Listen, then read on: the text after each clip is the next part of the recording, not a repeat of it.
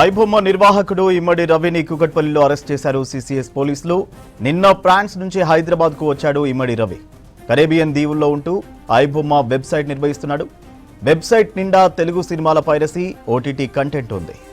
ఐబొమ్మపై తెలుగు సినీ నిర్మాతల ఫిర్యాదుతో దర్యాప్తు చేపట్టారు పోలీసులు.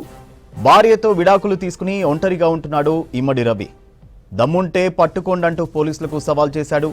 ప్రస్తుతం అతడిని అరెస్ట్ చేసి అకౌంట్లో 3 కోట్ల నగదును ఫ్రీజ్ చేశారు పోలీసులు.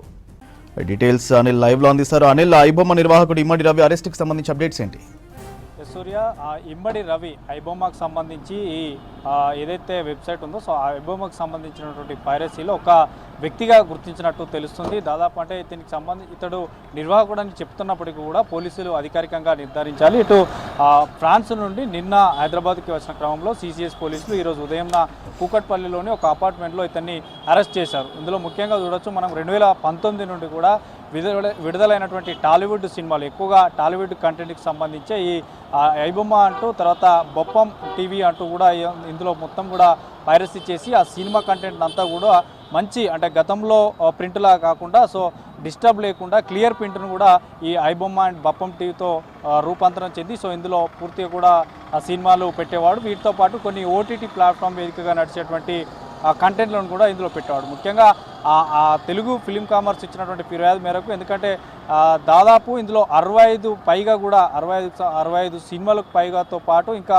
చాలా వరకు తెలుగు కంటెంట్కి సంబంధించినటువంటి సినిమాలు పైరసీ చేసి ఇందులో ఈ ఐబొమ్మ అనే దాంట్లో అప్లోడ్ చేసినట్టు కూడా పోలీసులు గుర్తించారు. అయితే ఇతన్ని మార్నింగ్ నుండి కూడా విచారణ చేసి సో కాసేపటి క్రితమే నాంపల్లి కోర్టుకు కూడా తరలించారు. అయితే కోర్టు గడువు ముగియడంతో మళ్ళీ తిరిగి ద్విచక్ర వాహనంపై మళ్ళీ సిసిఎస్ పోలీస్ స్టేషన్కే తరలించారు. సో ప్రస్తుతం ఇమ్మడి రవి సిసిఎస్ పోలీస్ స్టేషన్లోనే ఇంకా ఉన్నాడు. సో ఇతన్ని అంటే తర్వాత కోర్టులో ప్రొడ్యూస్ చేసి మళ్ళీ సో తర్వాత రిమాండ్కి పంపిన తర్వాత కూడా కస్టడీ తీసుకొని మరికొన్ని విషయాలు రాబడితే సో ఈ యొక్క నెట్వర్క్ సంబంధించి ఇతనే ప్రధాన నిర్వాహకుడా లేదంటే ఇతను అందులో ఒక సహాయకుడిగా ఉన్నాడు అనే విషయాలు కూడా అధికారికంగా రావాల్సి ఉంది. సో మనకి ఇమ్మడి రవికి సంబంధించి కూడా అతనికి భార్య నుండి విడాకులు జరిపి సో విడాకులు అయినప్పటి నుంచి కాకుండా అతను మొదటి నుంచి కూడా ఈ యొక్క ఐబొమ్మకు సంబంధించినటువంటి దాంట్లో ఎక్కువ తెలుగు కంటెంట్స్ని అప్లోడ్ చేస్తున్నట్టు తెలుస్తుంది. ముఖ్యంగా తెలుగు కంటెంట్తో పాటు వివిధ ఓటీటీ ప్లాట్ఫామ్లో ఎక్కువగా ఇటు టాలీవుడ్కు కూడా పెద్దగా నష్టం కలిగించేటువంటి సినిమాలని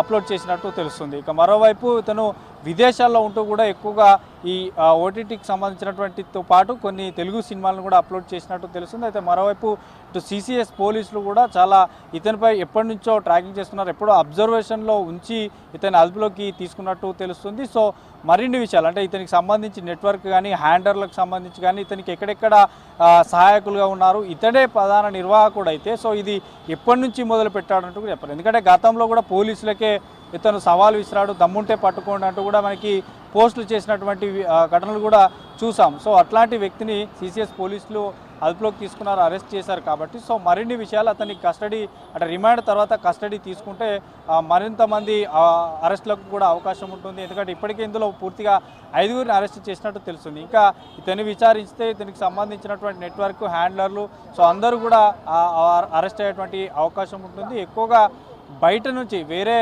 దేశాల్లో విదేశాల్లో ఉంటూ ఎక్కువగా ఈ కంటెంట్ను ఇందులో అప్లోడ్ చేసినట్టు తెలుస్తుంది. సో ముఖ్యంగా ఈరోజు ఉదయం నుంచి కూడా విచారణ చేశారు. విచారణ అనంతరం మాత్రం, ఎందుకంటే ఎక్కువగా తెలుగు కంటెంట్ని ఇందులో ఐబొమ్మలో ఎక్కువగా అప్లోడ్ చేస్తుంటాడు. మంచి క్లారిటీతో ఉన్నటువంటి సినిమాలు చాలా బయట కూడా చూసాం. ఐబొమ్మలో ఎక్కువగా ఓపెన్ చేస్తే అవి కనిపిస్తుంటాయి. సో ఎక్కువగా తెలుగు కంటెంట్ని ఇతను క్యాచ్ చేసేవాడు, తెలుగు కంటెంట్కి సంబంధించి ఎక్కువగా అప్లోడ్ చేసినటువంటి ఘటనలు కూడా చూసాం. కాబట్టి సో ప్రజెంట్ అయితే సిసిఎస్ పోలీసులు అదుపులో తీసుకున్నారు. ఇక్కడ నుండి ఐబొమ్మలో ఎట్లాంటి తెలుగు కంటెంట్కి సంబంధించి కానీ ఓటీటీ ప్లాట్ఫామ్లో ఉన్నటువంటి టాలీవుడ్ సినిమాలు కూడా ఇందులో ఇప్పటివరకు అప్లోడ్ కావంటూ కూడా పోలీసులు కూడా చెప్పారు. సో మొత్తానికి ఇంకా సిసిఎస్ పోలీస్ స్టేషన్ అంటే పోలీసుల అదుపులోనే ఉన్నాడు. సో చూడాలి మరి పూర్తిగా ఇతని కోర్టులో ప్రొడ్యూస్ చేసిన తర్వాత రిమాండ్ విధించి మళ్ళీ సిసిఎస్ పోలీసులు కనుక కస్టడీ కోరితే సో ఇతని వెనుక ఎవరున్నారు, సో ఇతనే ప్రధాన నిర్వాహకుడు కూడా. సో ఎప్పటి నుండి ఈ కార్యకలాపాలు ఇందులో స్టార్ట్ చేశాడు, ఏ సినిమాలు ఎక్కడ తీశాడు, ఎలా తీశాడు, సో ఇట్లా అన్ని విషయాలను కూడా ఆరా తీసేటువంటి అవకాశం ఉంటుంది. సో ప్రజెంట్ పోలీసుల సిసిఎస్ పోలీసుల అదుపులోనే ఇమ్మడి రవి ఉన్నాడు. సో మరిన్ని విషయాలు అంటే 2019 నుండి కూడా ఇది మొదలుపెట్టినట్టు తెలుస్తుంది. సో ఖచ్చితంగా కస్టడీ కోరి మళ్ళీ విచారిస్తే మాత్రం ఇందులో ఎంతమంది ఉన్నారు, ఇంకా ఎంతమందిని అరెస్ట్ చేయాల్సి ఉంటుంది అనే విషయాలు కూడా తెలిసేటువంటి అవకాశం ఉంది సూర్య.